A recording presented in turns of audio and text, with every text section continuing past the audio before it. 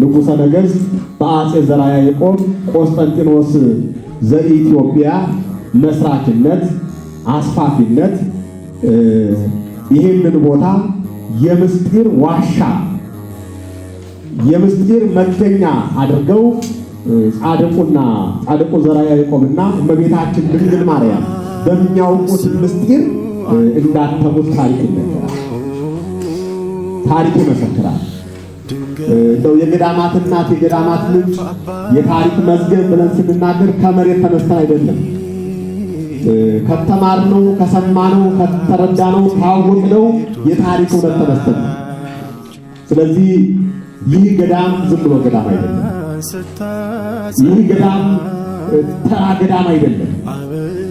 በጥበበ እግዚአብሔር በማይመረመር ምስጢር የታተመ ገዳም ነው። የነፍስና የሥጋ መዳኛ ገዳም ነው እና እንደ ሰናፍጩ ቅንጣት እዚህ ሞጃና ወደራ ተጉለት ላይ ዘሩ ተዘርቶ ክንፎቿ ጫፎቿ ዓለምን ያካለሉላት ገዳም ናት። ለምሳሌ በልማቱ ስንመለከት ቅድም ክቡር መልአከ ሰላም እንደገለጹት ከዚሁ ከሰላ ድንጋይ ከተማ ጀምሮ ደብረ ብርሃን ከተማን አካሎ የአዲስ አበባ ከተማን አካሎ ለዓለም ጌጥ የሆኑ ለብዙ ዜጎች የሥራ ዕድል የፈጠሩ ልማቶችን ያለማ ገዳም የደብረ ብርሃንን ሕንፃ ስንወስደው የከተማ መክፈያ ራሱ ሆነ ገዳማችን ያለምንም ማስታወቂያ ጻድቃኔ ማርያም ገዳም እያለ አላፊ አግዳሚው ስሟን እንዲያከብር ገዳሟን እንዲያውቅ የተደረገበት አዲስ አበባ በተመሳሳይ መልኩ በአዲስ አበባ ያሉ ታክሶች፣ ባሶች፣ ታፔላዎች የቆሙ ፖሎች ሁሉ የጻድቃኔ ማርያምን ገዳም ታላቅነት ይመሰክራሉና ይሄ ለገዳማችን ታላቅ ክብር በመሆኑ እንኳን ደስ አለን፣ እንኳን ደስ አላችሁ ማለት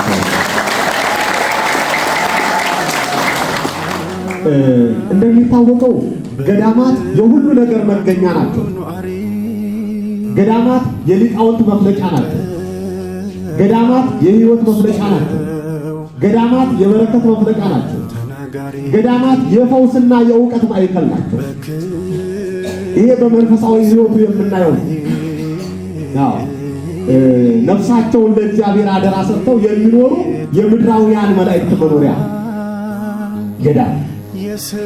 ለዚህ ደግሞ ሕያው ምስክር ካልን ደጓ እናታችን ጻድቃኔ ማርያም ናት። ክብር ይግባት።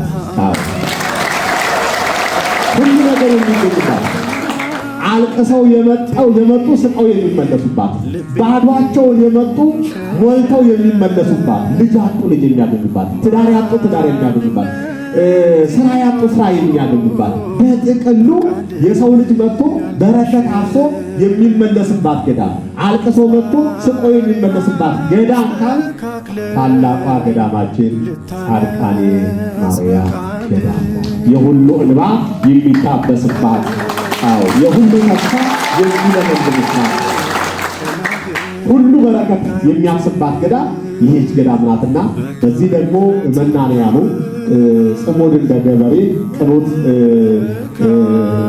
እንደ ገበሬ ሆነው አባቶቻችን ዕለት ዕለት በጸሎት በምስጋና የሚተጉባት ገዳም ምን ሌላ ዓለማዊ ነገር የማይታይባት የማይሰማባት እንደ ገዳም አባቶቻችን እንዳቆዩልን የገዳም ስርዓት ጸንቶ ያለ ገዳም ይህ ገዳም ነው። ታዲያ ይህ ገዳም በጸሎት ሀገርን ከመደገፉ ሕዝብን ከማገልገሉ ሰውና እግዚአብሔርን ከማገናኘቱ ባሻገር ደግሞ አሁን በገለጽኩት በልማቱ ዘርፍ እየፈጠነ እየተጋ ለዓለም ምሳሌ የሚሆን ስራ እየሰራ ያለ ገዳም ነው።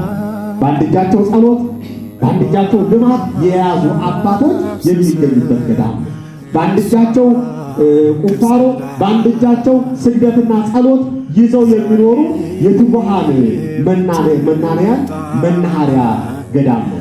ይህንን ገዳም ስናስብ ኩራት ይሰማናል። መንፈሳዊ ወኔ ይሰማናል። መንፈሳዊ የእግዚአብሔር አገልግሎት ጎልቶ ይታያልና ይሄን ያደረገ እግዚአብሔር ነው። ይሄን ሊሆን የፈቀደች እመቤታችን ናትና ለእግዚአብሔርና ለእመቤታችን ክብር ምስጋና ይገባል ብዬ መግለጽ እወዳለሁ። እንግዲህ በዛሬው ዕለት